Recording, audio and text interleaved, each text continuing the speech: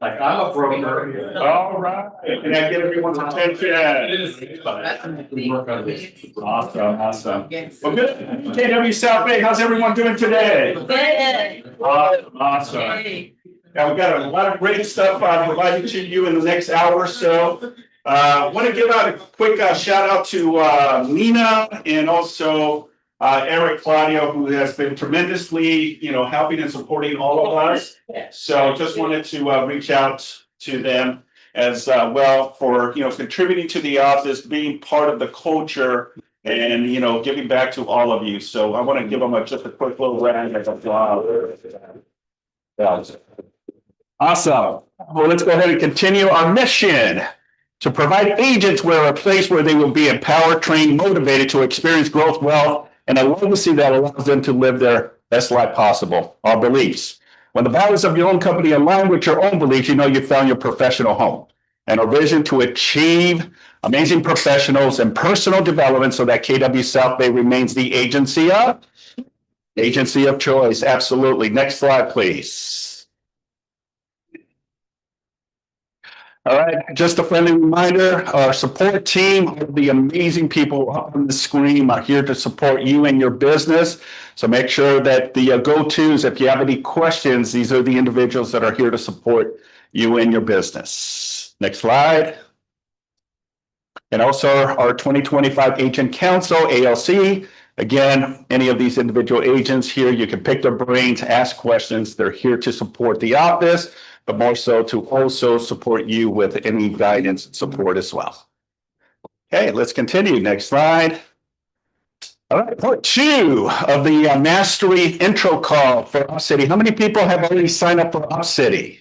I know we have a handful and we're seeing a lot of leads come in. All right, so this is part 2 of the Ready Connect Concierge. Get the leads, make an intro call, pre-call tips, book to face-to-face appointment. So the next training will be October 17th for 1:30. It'll be via Zoom. So if you're interested, please register at the QR code that is up on the screen. Okay. And make sure to be on that call. All right. It's a simple process. You download the app and you're going to get a text message or a call saying, hey, we have a lead for you.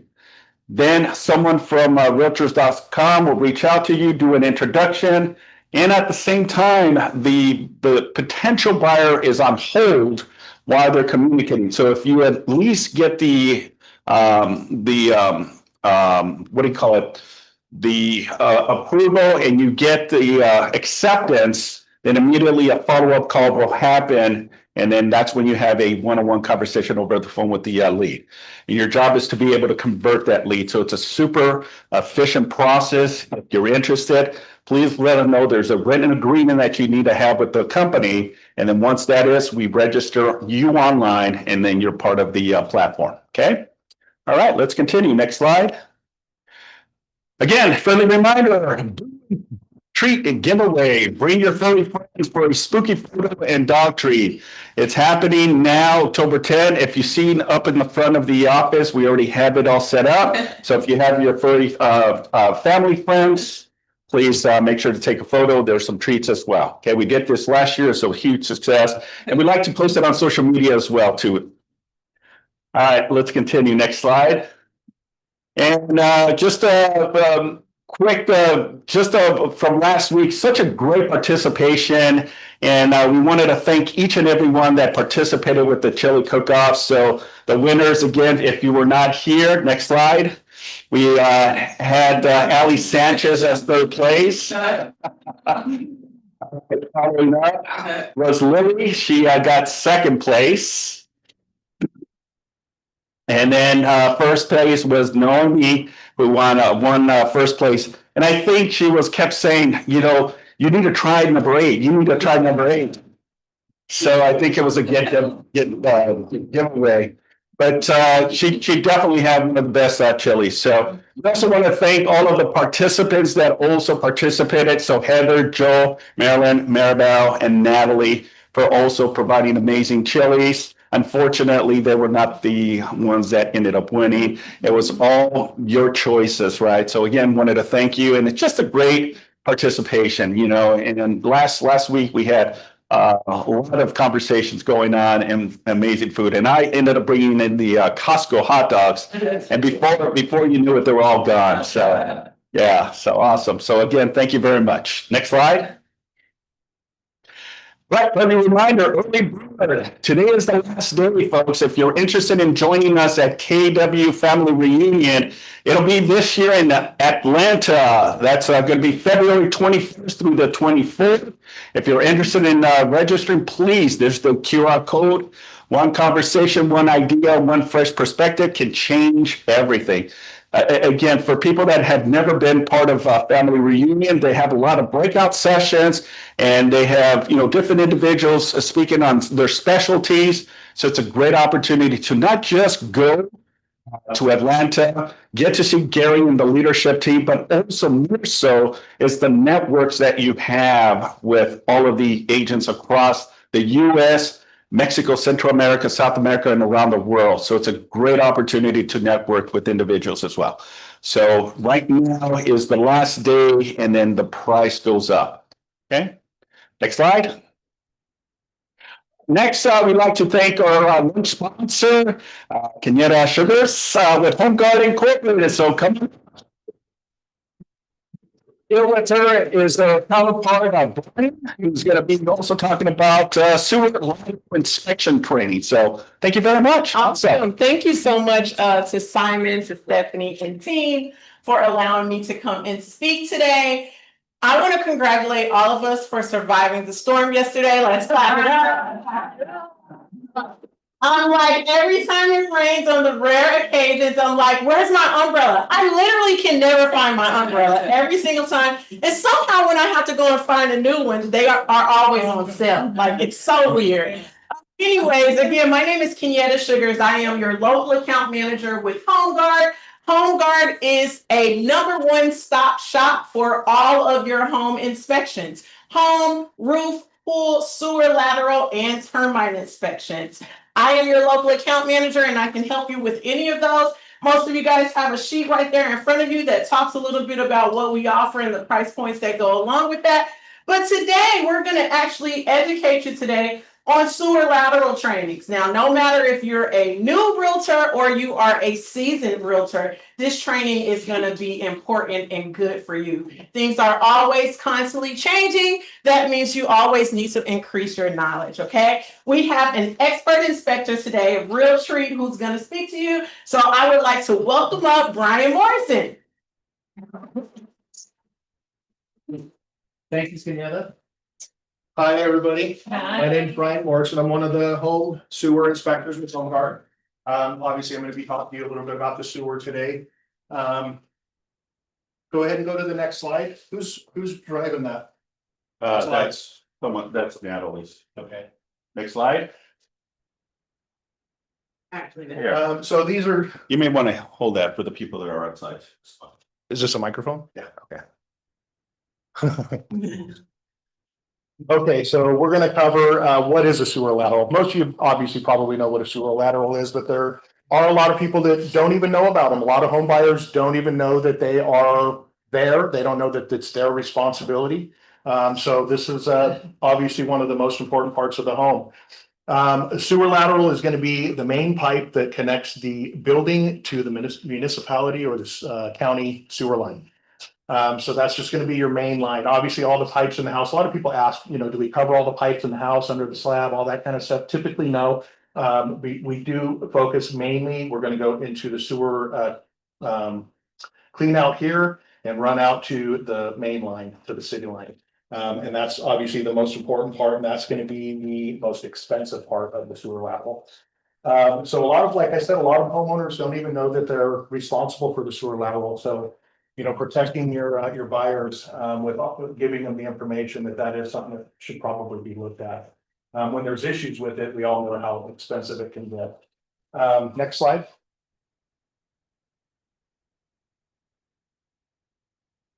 What is a sewer clean out? Okay, this is probably going to be the most important thing for you guys to know. if there's a sewer clean out on the property. A lot of properties, a lot of older properties, mid-70s and prior, aren't gonna have a clean out in the floor like this. They're gonna have, if even anything, they're gonna have one that's in the wall. And they're typically gonna be cast iron, they're usually 2 inches. Our camera is about 1.5 inches, maybe a little bigger in diameter. So we need a, a decent sized pipe to run that camera through. Typically these sidewall ones are kind of out of what we do. Every once in a while I do go through those if they're ABS plastic and they're a little bit larger. That way we can get the camera through there without the risk of getting it stuck. We don't want to get the camera stuck anyway. And then this photo here is basically just the footprint of a toilet base. If we are unable to locate any of these to gain access to the sewer, we can always remove a toilet. There is an additional fee. And we do need an authorization from the homeowner or the seller. And then what we can do is remove a toilet and go down that pipe that way. And that also is not necessarily a guaranteed way, but it is another option that we can, pursue if there's no other options. Very rarely are we not able to get through with the toilet over those pipes can be pretty large. But this is what you want to kind of look out for if you're at the property before the inspection, or if you can get the information from the seller, if there's one on the property and maybe even where it's at. A lot of times they're hidden in bushes, covered with ground cover, gravel, wood chips, all that kind of stuff. So sometimes it's impossible for us to find them, even though they're right there. Next slide. The importance of the sewer inspection. We all know sewer inspection, replacement and repair can be very expensive. So in my opinion, as a home and sewer inspector, the importance of a sewer lateral inspection to me is just as important as the roof inspection. Yeah. I just did a training down in Redlands, and one of the agents just last week had a backup because of a damaged pipe.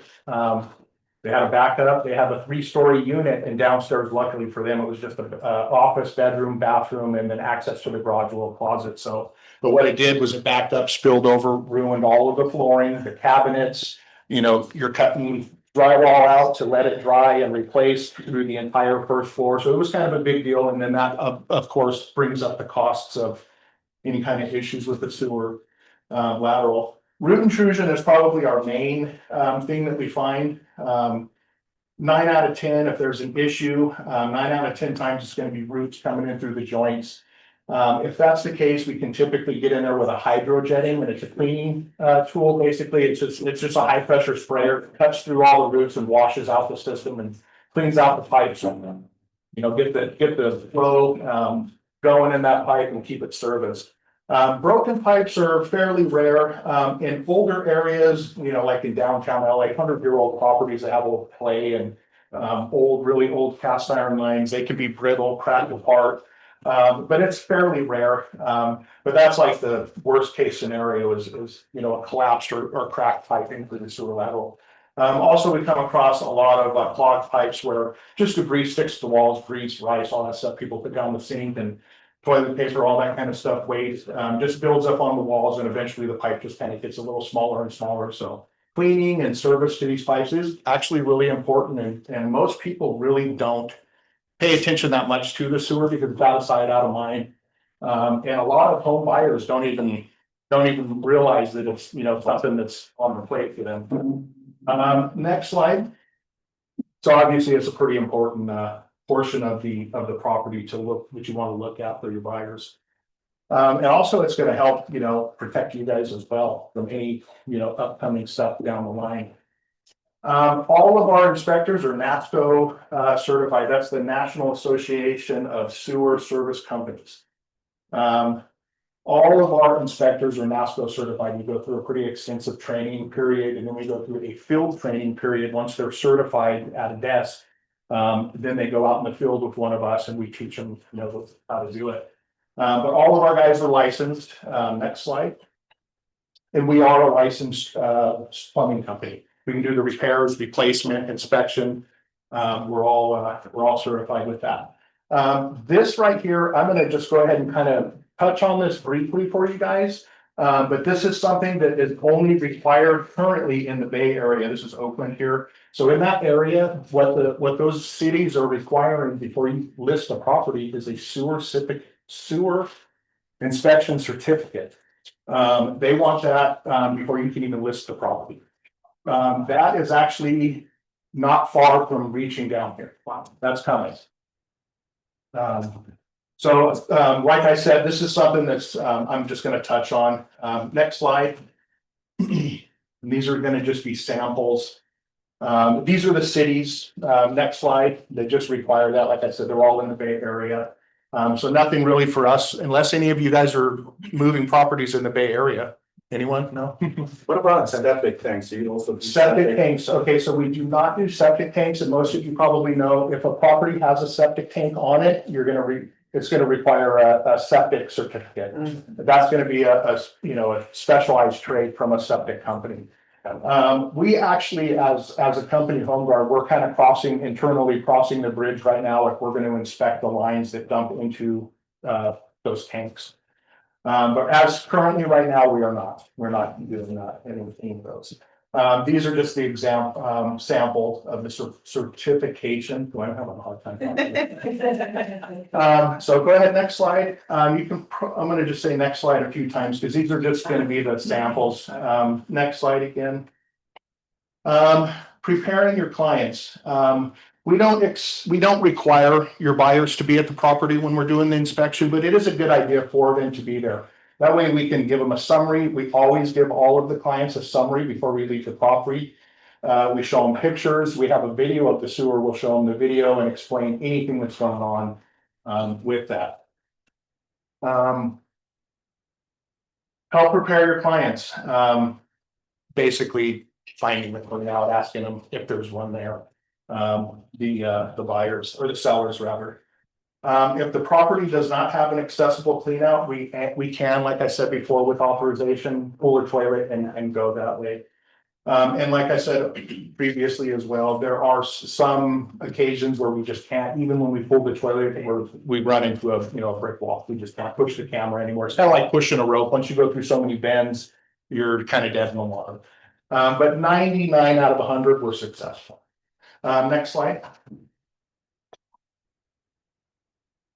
What's in the report? We're gonna basically give you a log, a list of any defects that are in the report. If there's no defects, then the log's gonna say no defects, which is most of them. But we'll have a basic list of every single thing going on and then a recommendation of what to do with it. We do offer the services for cleaning and repairs.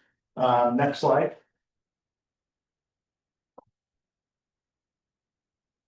This is just a sample report. So this is what you'll see. Here's the log, and in this, it just kind of gives you a sample, like at the location, 25 feet. There's a code for each call. CP is change of pipe, those kinds of things. Change of pipe, and then we'll have a photo listing there, and then all of the reports will have a group of photos, and anything going on in the pipe, we're going to take a picture of along with the video. We'll have pictures of it, where it's located. We have depth finders to find the location. We'll put cones on the top side so we know exactly where it's at on the property, so we can document all of that. Next slide.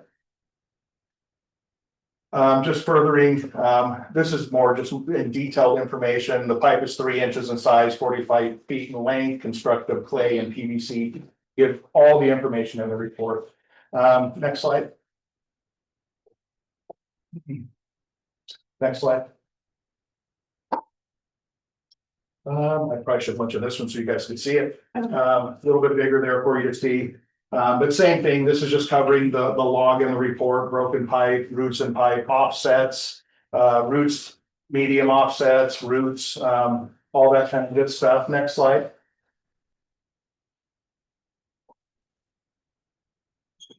Next slide. Okay, here's the photographs. These will also be in the report. We'll have the cone located, like I said, above the issue. These things that look like lungs here, they're actually roots coming in. So where the pipes are connected, Looks like arteries, yeah. plants, trees, naturally, they're trying to source out the water, so they're constantly attacking the sewer lines.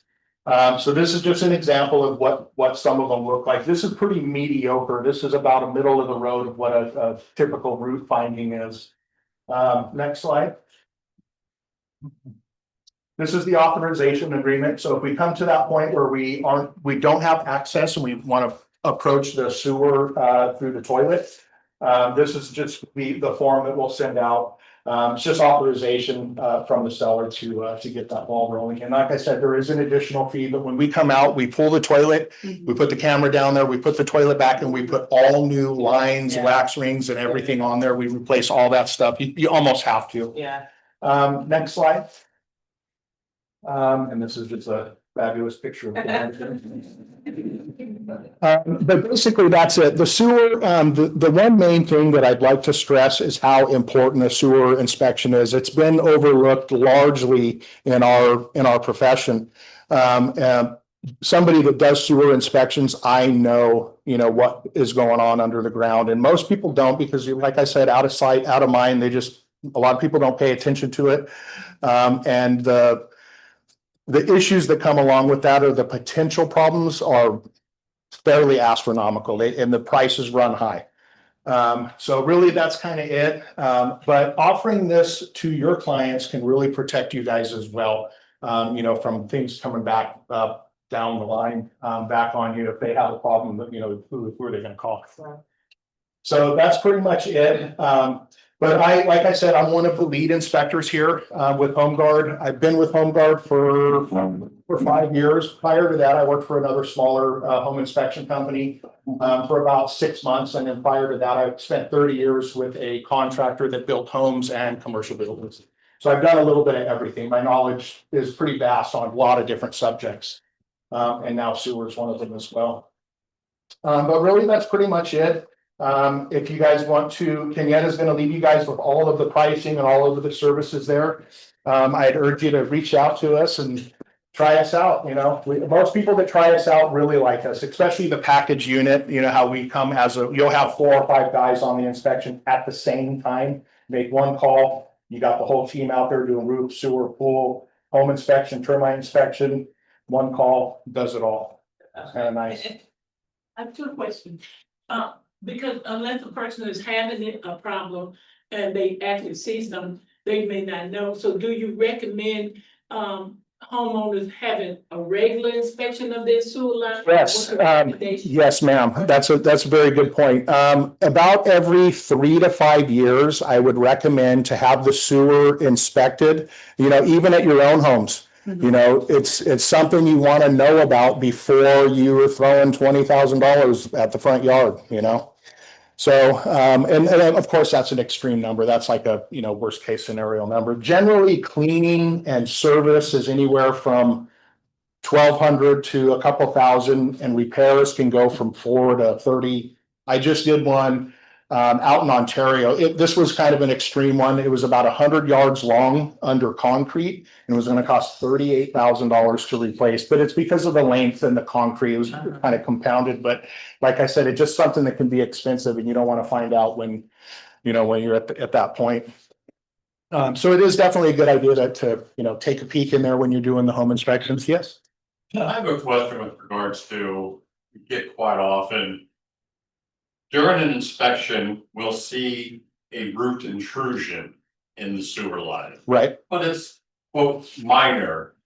And the buyer will always say, well, there is root intrusion. That means there is, the barrier has been broken. Right. Okay, and so they're going from the perspective that now needs to be repaired. Seller now states, it's not an issue. I haven't had a stoppage in any way, and how do you respond to that potential buyer client? At that point says, well, gee, is that an issue? So that's where the whole having your client on site while we're there is a good idea. We can explain all that. Most of the time, we put the level of severity in it, percentage wise. Is this passing? Does it have minor defects, moderate defects? We cover all of that ground, so you can kind of gauge where it's at. But But a sewer cleaning, once roots get in, it's gonna continue. They're gonna grow. You know, legitimately, the concerned party of your question has a legitimate, you know, issue. And then what do you do? How do you, you know, mitigate that? So the best thing to do, like I said, is to have us explain. Have them there during the inspection, be part of the process, and then we can tell them, look, everything's fine, it's flowing. There's a little bit of root intrusion at the top of the pipe, it's not interfering with the flow. In a few years, revisit this area, do another inspection. Maybe it'll be time for a cleaning at that point. It's an ongoing, and I always express to people, this is something that's just an ongoing service. It's like wood on your house that needs to be painted. It's just something you got to take a look at and address every once in a while. So that's kind of how I would probably answer that question, is have them there, let us explain it. And even if they're not there in the report, we do put all that information in there, passing, failing, and at what degree. And the pictures are always in there of each issue. If there's any roots or anything going on in there, we got a picture of it and it's in the video, so they can put eyes on it and know exactly, you know, get a gauge on how severe it is or what's going on or what they might need to do. And if there's any roots in the pipe, even if it's just one finger of a root, we'll recommend a cleaning. We'll recommend a cleaning and we'll bid it out. And we'll also let you know this can ride for a little while. You know, you've got time. It doesn't have to be done right away, but you know, it's coming up. And would standing water in a sewer line be considered a problem? Not necessarily. A lot of sewer lines will have standing water. What we call little bellies in the line where, you know, you got a low spot, water is going to sit. Right. New water comes in, pushes, you know, it's kind of a train effect. You get the new water in, the old water out, new water in, old water out. If that's the situation, that's not an issue. It's only when water starts to fill up and puddle, I mean, completely fill the line and you can't even get a camera in there. You're just in murky water, swamps, and you can't see anything. That's when it's an issue. Standing water is not too big of an issue. Yes. Would this be a service covered under some type of home warranty or insurance? It's a very good question. That is a very good question. I've never been asked that question. I can follow up definitely with that and get you the information on that. It's a very good question. I'd like to know that myself. Anyone else, any other questions or anything? No, pretty straightforward stuff. Pipes, they clog up, they need to be cleaned. We go in and look at them. We do what's called a hydrojet cleaning. It's basically a tool that goes down there, just like the camera on a line. It's a high pressure sprayer, just like you would, you know, wash concrete, and it sprays in a controlled 360-degree forward, reverse, and sideways direction. So basically what it does is it just cuts through the roots, right, shears them off at the pipe and pushes them out into this, you know, municipal pipe and washes it out of there. So pretty simple process. Cleanings are generally about $1,300. They'll go up to about $1,800 at the high end. You might find people doing them for $800 or $900, but generally they're about $1,200 or $1,300 for a cleaning. So when you say snake the pipe, is that kind of like the? Snaking the pipe it's a little bit of a different process. It's more of like kind of sticking your fist down there and pushing through, trying to break it free and let it flow. It won't do anything that's growing or you know, encrusted to the pipe. That stuff needs high pressure washing. And there's a lot, I actually just found this out last night. There's starting to do a lot of plumbing companies are starting to do chemical root treatment. They have a chemical they can put down there, it softens the roots, and then when water flows they break off. And then there's also a foam that they do, which I don't know that much about. Like I said, I just found out about it last night, but that's starting to become a thing that a lot of plumbers are doing too, chemical cleaning. But that's, you know, pretty normal. The most common thing that we find in the pipes is roots. And, you know, like I said, like 90% of them, 99% of them are just recommend cleaning, you know, within the next 3 to 5 years or 1 to 3 years. So yeah, hydrojet cleaning is the most common thing that we do. Very seldom do we find a pipe that needs to be dug up and replaced. Pretty rare, actually. Awesome. So, Well, I know Simon runs a tight timeline, so let's go ahead and clap. Thank you guys, thank you guys. So, thank you again for allowing Home Guard to come and speak. Yes. I want to give out 2 certificates. Listen, the early bird gets the worm realtors. And if you're a realtor, you need to carry a business card. I know a lot of people do digital now. So the first 2 people that gave me their business card, they're gonna get $100 off an inspection with Home Guard today. Also, by the way, if you book a home in a termite, you can get that sewer lateral for free. Everybody say wow. Wow. Sherelle and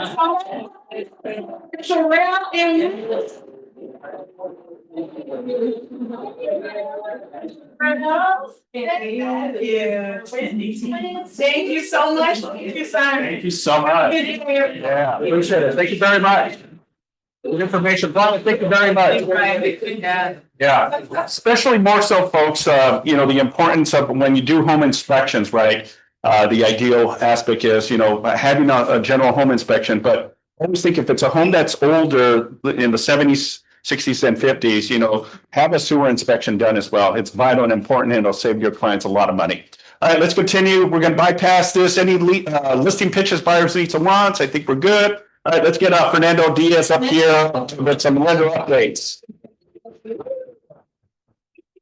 And Trader Joe's treats. Oh, where's the Trader Joe's? Patting some people up with some trees. First, let's concentrate on current situation. So the Fed is meeting at the end of the month, as you guys know. You know, rates are headed in a good direction as we speak, even as of today.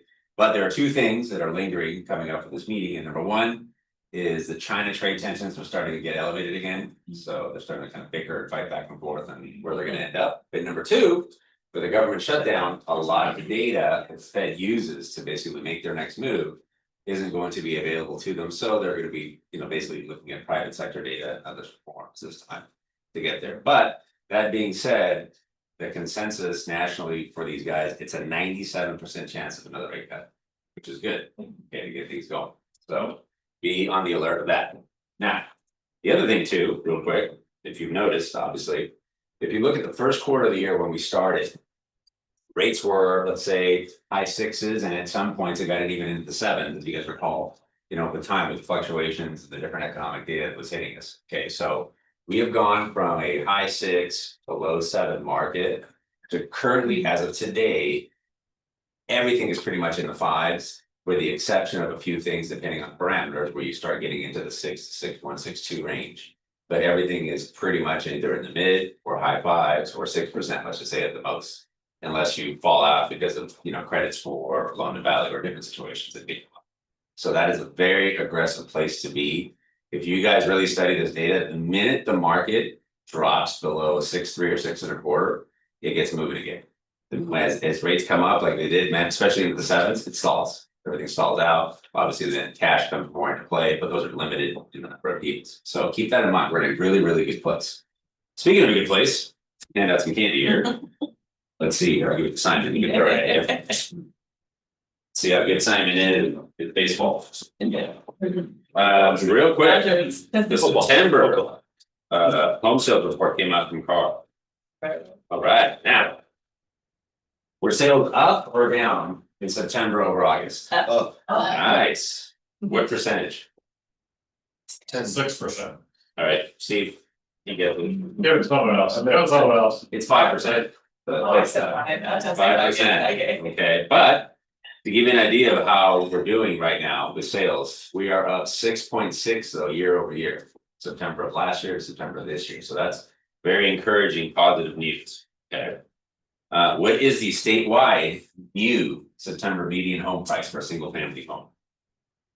$850. Nice. Who said 850? Right there. Okay, we'll go there. 883,640. Now here's what's interesting. That's down 1.7% from last month, or last, I should say last month prior to this August, but up 1.8 year over year. Okay, so that's very positive. Now let's get here to our local counties and test our knowledge. Get into this. Oops, here we go. All right, I'll leave LA County last. Let's go south to San Diego. Here's what's interesting. What was the median home price in San Diego Oh. last year, September of last year? 850. Median. 800. 1.2. 1.2. 750. 1.1. 920. That's 920, close enough. That's over there. It ain't that close. The big window.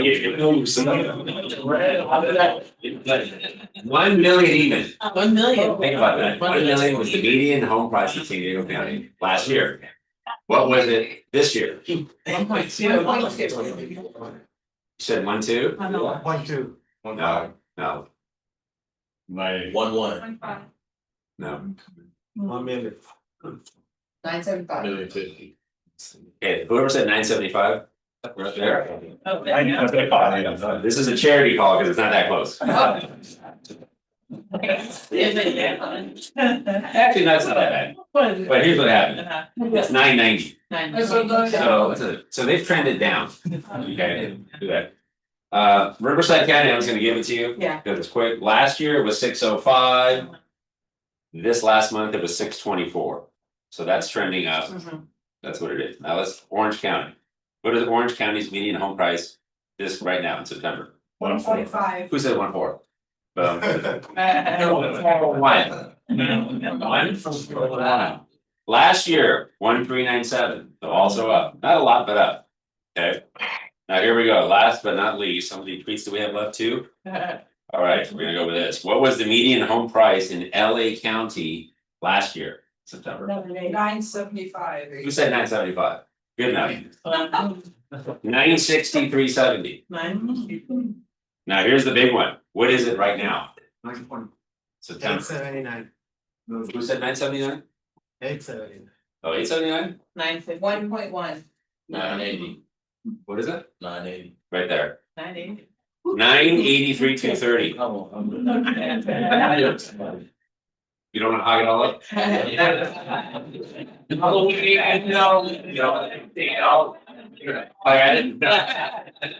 So as you can see, as I tell people, especially those customers of yours that are on the sidelines waiting for some cataclysmic thing to happen or something Yeah. special. I mean, just look at the data. It continued, LA County, I'm speaking for, it just continues to rise. Little by little, sometimes just a pinch, but sometimes a little bit more. But that trend of anything that seems to be consistent is that LA County continues to rise with their median price or median values. So that is it. Let's get to the questions in general. No? Anything? No, doctors looking? Forgot about my vacation. Was your vacation? Awesome. Thanks, appreciate it. All right, let's continue. Broker updates. Next slide. All right, I wanted to give you kind of a compliance risk and awareness of what's happening right now. These are some of the top issues that I see as a broker coming our way. So I wanted to be very diligent with you as well. So you guys ready? Next slide. Failure to supervise. You know, as a real estate broker of record, my fiduciary responsibility is to all licensees, everyone. So if something happens to you, I'm responsible for you as well as the broker of record. So under business and professional code, broker bears absolute legal responsibility to actively supervise licensees operating under the authority of the brokerage. Okay, so if you think you're getting yourself in a situation, also remember, be mindful, is this something that the broker would also allow? Because I'm in it with you as well.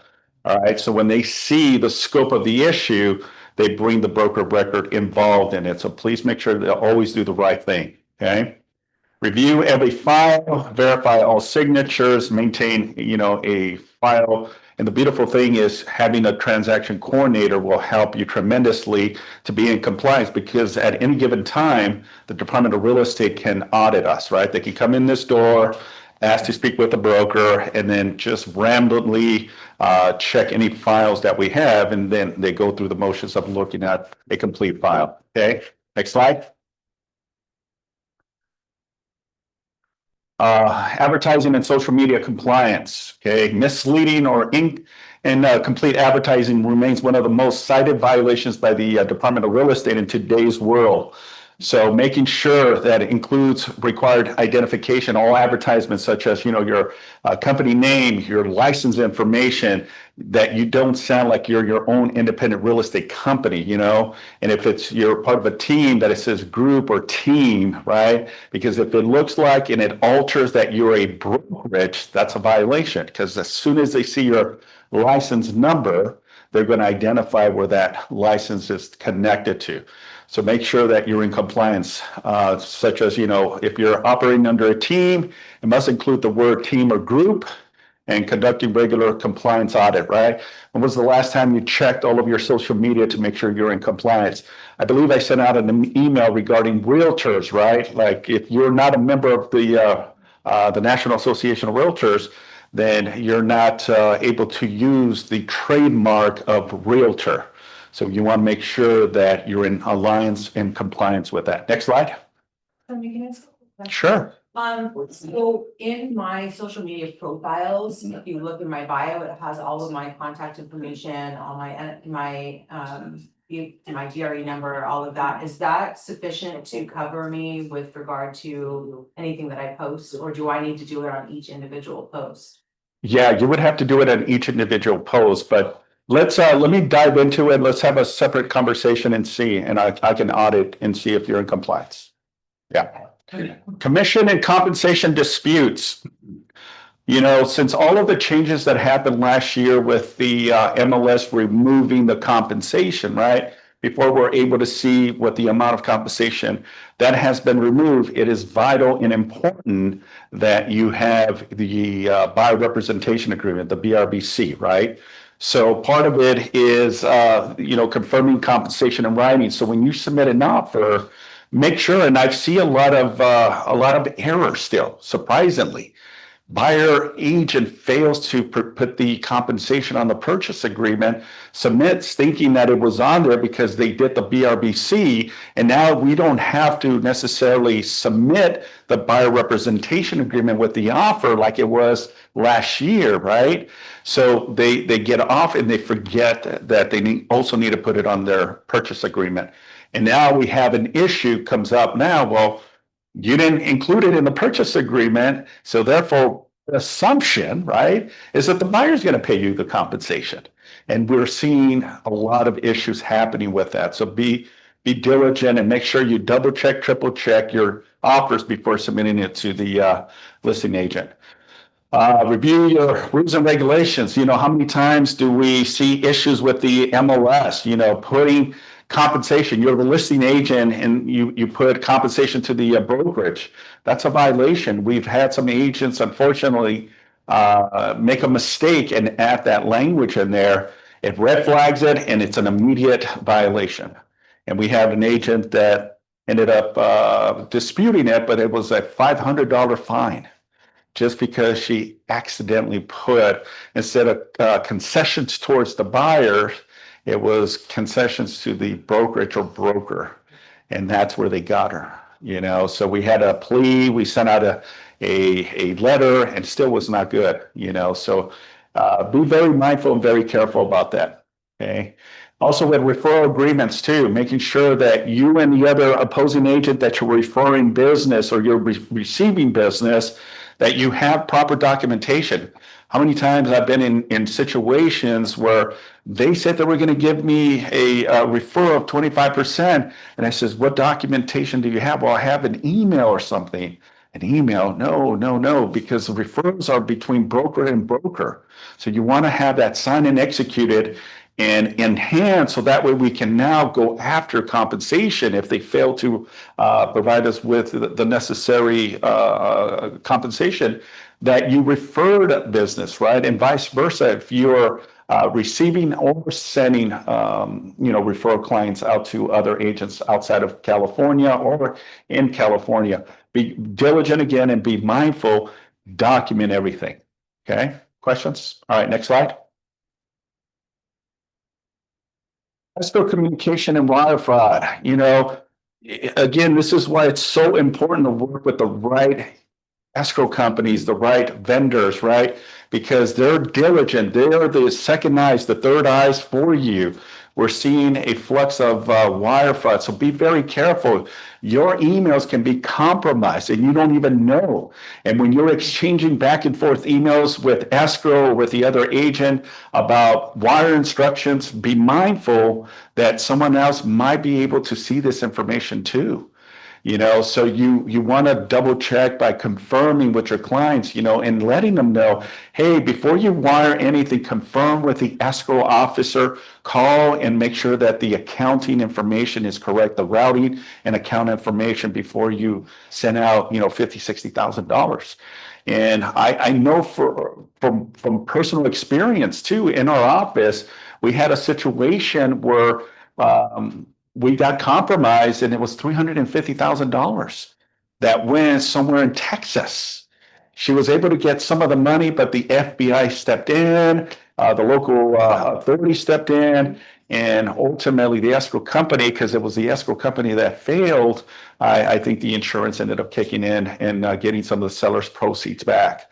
So be mindful that may happen. It's always best to get a hard check, right? And then you go directly to the bank and deposit it. But I know the convenience of wiring too as well, but be mindful of stuff like that. Number 4, wire instructions, confirm all financial details in writing, and then obviously venting the vendors and in-house escrow is always preferred. Okay, next slide. Questions? Call forms, okay, the latest. So want to make sure that you are up to speed with all of the most current. Don't use a form that was 2-3 years ago. There's language, there's revisions that may alter our position from today's current forms. So you want to make sure that you have the latest forms, all right? So please use the latest versions of the CAR forms, verify all initials and signatures and addendums, and missing initials and incomplete contracts, right? This is what compliance, this is why TC is there to have your eyes and to have your back to make sure that the initials, signatures, missing forms are done, so that way you have a complete file, and that way when we close, it's approved, and then we can release your commission immediately to you. Okay, next slide.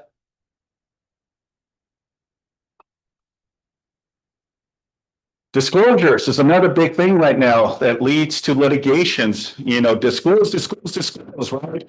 When you got your real estate license, we always talked about location, right? Now that you're in real estate, it's very important, if you're representing either party, is thoroughly do your inspections, right? Your AVITs, as an example, your agent visual inspection, being thorough with it. Don't just say nothing to report. You don't see, find something, right? Because there's always something that you can do and put it in the report. That gives you the peace of mind for sure. And more so on the flip side, when you're the listing agent as well, making sure that you're having those conversations with the seller and explaining, okay, that, the TDS and the SBQ, when in doubt, you must disclose. When in doubt, if you're questioning it, folks, that's already telling you, okay, I think I need to disclose.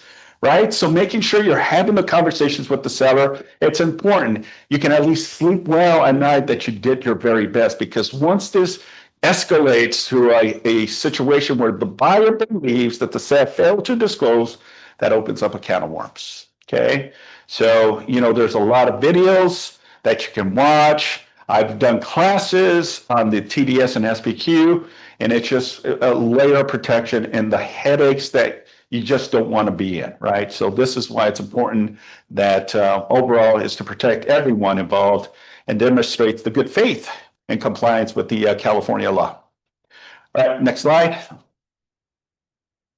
Buyer representation and compensation. I think I've kind of clearly stated, make sure that if you're going to be working with a buyer. So now the differences now with the BRBC is back then in August of last year up until January, you had to, as soon as you spoke real estate, you had to slap them with the BRBC. You don't have to do that anymore. Okay. Now, at the time of submission of an offer, then if asked upon, right, if you're going to submit an offer on behalf of a client, then the first thing you have to have is a documented buyer representation agreement. Okay. So not that you have to submit it, but at request upon, if the listing agent is still asking for a copy of your BRBC, you can say you don't have to, right? But when they're weighing out all offers, they're gonna look at price, terms, and conditions. And if you say no to a copy of the BRBC, what are we hiding? Right? I would say, look, it's for the sake of the buyer, I want to make sure that the buyer gets the property. And if part of the condition is that they are asking for a copy of the BRBC, why wouldn't I give them that, right? Because it just shows transparency. It shows that I have an agreement with the buyer. And I don't know why agents are so in that mindset that they don't need to, right? And again, that may be the alteration, right, of your offer being accepted or not, because then it already shows to the listing agent, you're not really being a team player right here. What's that? Less than co-op. Exactly. Very less than a cooperation here. So make sure that the BRBC before any offers, define compensation terms, make sure you're clear and concise of what you are asking. And yes, the language does says that the buyer is responsible to pay you compensation, right? But it also has a section there that if anyone credits you, then it obligates the buyer not to pay you compensation. And it clearly says that. So there shouldn't be any confusion, where before I used to hear it all the time, well, I don't want to scare the buyer. It's a little intimidating, right? But when you're challenged to try to collect commission and you don't have anything proving that you have a working relation, that's a problem. Then we have no way to stand on 2 feet to challenge and fight to get you compensated. And we're seeing that often too, is that they forgot to put something on there and now it alters. Remember, there's an exclusive, non-exclusive, compensation amount, continuous. If the buyer and you decide to mutually cancel or it expires, you know, what happens after, right? So there's language in there that also protects you if that buyer comes back after the expiration or cancellation of the agreement, that you might be still entitled to collect some compensation. Okay, next slide. MLS accuracies and dual agency, as I mentioned, you know, with everything that's changed, make sure you're mindful and that you're double checking description, that you're making sure you're not crossing federal or state laws regarding discrimination, because one little thing can alter this immediately. So make sure, and always check with the broker too. You know, I have no problem reviewing your MLS before it goes active to make sure that you're in compliance as well. The biggest one right now is land listings too. Be very careful. Land listings are in the rise. Someone pretending to be the seller reaches out. They want to list the property. You're so excited to get the listing because someone is giving you a listing, right? But you got to vet them. You got to ask a lot of questions because it's more the remote properties that, you know, have nothing. It's just raw land out in the boonies, right? They want to sell at ridiculous price, right? They're just trying to go through the motions to see if we can, you know, get some type of compensation from it, right? From a seller's perspective of getting, you know, the property sold and ultimately the seller's proceeds, right? So how do you protect yourself is asking the right questions. Are you able to meet with me, right? Provide me with the address of the taxes, where the taxes goes, right? And if something just doesn't feel right, folks, I think, okay, this may be a fraud. This may be an issue. And it's happened here in the office. It's happened in the Long Beach office, where we've seen one litigation because the listing agent ultimately got the listing, went into escrow, and the buyer was fully vetted to go forward. And then the actual owner reached out, hey, I'm not selling this property. Oh, no. And now we're in a bind. You got a buyer that wants to buy. We try to cancel, but the buyer says, no, I still want this place. And then that opens up a litigation. So be very careful and mindful about that. Next slide. And federal compliance essentials, Section 8 is another big thing too, folks, okay? So if you do, and I know we have a raise in listings that are leases, right? Be very careful with Section 8 calls. Okay, so when you get a call from some consumer asking, does the seller accept Section 8 vouchers or Section 8, what's the answer? Yes. Yeah, we accept all applicants, They all have to go through a venting process. Just because you say, and you know that the seller doesn't or is not approved to get Section 8 doesn't necessarily mean you have to say no. At the minute that you say anything via voice or text message that alters their belief, they immediately already have attorneys ready to lock it in, hook you, okay? They have scouts out there. And they have scouts, yeah, they got individuals out there that are literally decoying and catching. If you look at the list of individual attorneys that are, sanctioning and putting lawsuits left and right, it's just really, really sad to see. But in desperate times, people do desperate measures to ultimately collect some type of compensation. And attorneys are out there as wolves, just getting decoys. Hey, just start calling all of these listing agents and asking if they accept, and then record it or note it, right? And have paper trail, because it's text messages too as well. And that's where they get you, okay? And then we get a subpoena saying, hey, we have a court date, and it's like, then your email insurance, and it's just a hot mess. So be very careful with Section 8. And last but not least, renewals. I remember sending out an email to all of us in the office, in the Long Beach office. Don't be that person that waits till the last minute to renew your license, and more so to your 45 hours. Every 4 years, you must complete 45 hours of continuing education. The beautiful thing is you don't have to wait till the end to do your 45. As soon as you renew, you can immediately do your 45s and save it for when you're ready to renew your license, okay? Now, the Department of Real Estate allows you to do the renewal process 90 days before your expiration date. So immediately get on it, upload all of your 45 hours of continuing education, pay the renewal fee, and now you have your license for 4 years. And I sent it out an email with all these schools that you can do your 45. Career Compass, if you're a member of Career Compass, I think it's a very small nominal fee for your 45 hours, first Tuesday. It's a great resource. California Association of Realtors, if you want to go in that direction, does it for free. You get your 45 hours, you're in compliance, you submit it with your renewal fee, and you're done. Then you don't have to worry. But I also have agents that wait till the last minute, their license expires. So the minute that the Department of Real Estate says expire, you cannot conduct any real estate activity. So if you're in escrow, it has to be delegated to someone else. Because if the DRE finds out that you're in a transaction and your license was expired, it's like you're driving with an expired license. What happens? Okay? They'll take your car for 30 days, right? And then you have to go to court and pay a fine. And they may also suspend your license for being expired and driving, right? That's kind of somewhat similar in your real estate license. You cannot conduct any real estate activities. Thoughts, questions, or concerns? Okay, awesome. Next slide. Upcoming events. We're going to be touching on the purchase agreement. Again, it's a cycle. I talk about it quite often, but I think with all of the new changes, I think it's vital and important. So this Friday, October 17, 10:30, I will be having the purchase agreement. Next slide. We're having a KW Health Family Hike, October 26th at 9:30 a.m. This is in Victory Trailhead. That's in the West Hills area out in the valley. So if you want to make it, I think it's on a Sunday. If you want, take your family, take your pets.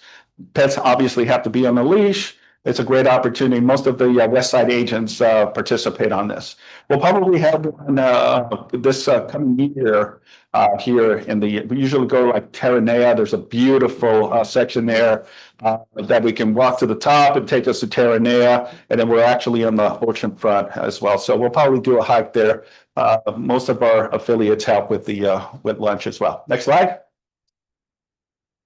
And we're having our Halloween office door contest. Most of our offices are decorated, so make sure we're going to announce the winner to be present. So if you want to help with someone that has an office, then by all means do so. But it's starting to look very Halloweenish here, so it's a great time. Next slide. And then our party as well. So yeah, this is a great time. We're going to have DJs, tacos, prices, contests. And lots of dancing for sure. So that'll be Thursday, October 30th, 5:30 to 8:30. All right, next slide. And then this one is vital and important. Please sign up. It's our business planning clinic. It will be held at the South Bay Association of Realtors, November 13, 9:30 to 4 p.m. Business fundamentals, customer service strategies, money management, enhanced marketing tools, the use of tech and AI in your business, and winning conversations for top producers. Please save the date. It's going to be in a backyard. It is open to everyone. So it's not just going to be the Torrance office, it's Long Beach, PV, the Valley. So, and if you have any realtor friends that want to take advantage of this business planning for 2026, this is the time to do so. So it's just a game plan for next year. Okay, next slide. And that concludes our team meeting. Thanks, everyone. Thank you.